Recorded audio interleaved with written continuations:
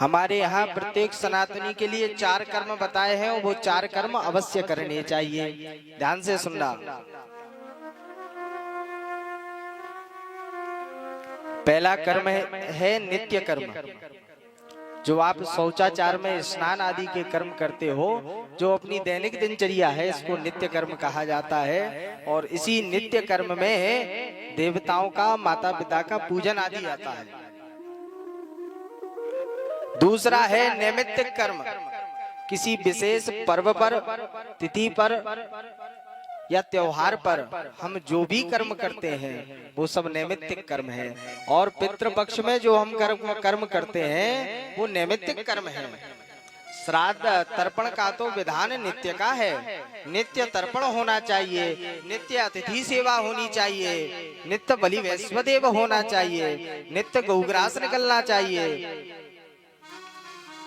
नित्य देव पूजन होना चाहिए।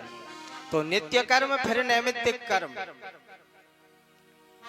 उसके बाद में आता है देव कर्म। जो हम मंदिर जाते हैं, मंदिर में जाकर के सेवा इत्यादि करते हैं, यज्ञ करते हैं, अनुष्ठान करते हैं, ये सब देव कर्म की संज्ञा में आते हैं। चौथा कर्म होता है प्रायश्चित कर्म। प्रायश्चित कर्म से तात्पर्य है जो हम दान कर रहे हैं वो अपने किए हुए कर्मों के प्रति जो कर्म धोखे से हो गए हैं, उन कर्मों की निवृत्ति इस दान पुण्य से हो जाए। तीर्थों में जाते हैं, पुराने समय में लोग सब कुछ त्याग करके तीर्थ भ्रमण के लिए निकलते थे। और तीर्थों की यात्राएं आज की तरह इतनी सुलभ नहीं होती थी, बहुत कठिन होती थी।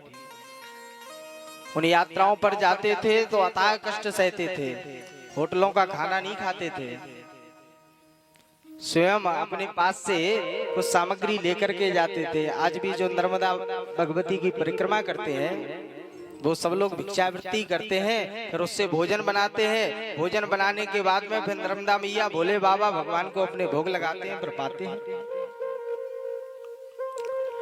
मैंने जितने ग्रंथों को आज तक पढ़ा है, कहीं भी ये आज तक पढ़ने में नहीं मिला कि कभी पूर्व काल में भोजन का विक्रय हुआ है। भोजन कभी नहीं बिका।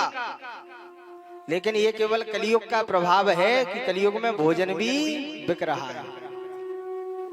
रामायण पढ़िए, गीता पढ़िए, भागवत पढ़िए, जितने भी सनातनी ग्रंथ हैं, इन किसी ग्रंथों में आज तक ये पढ़ने को मिला ही नहीं है कि भोजन का विक्रय किसी काल में हुआ हो। केवल और केवल कलियुग में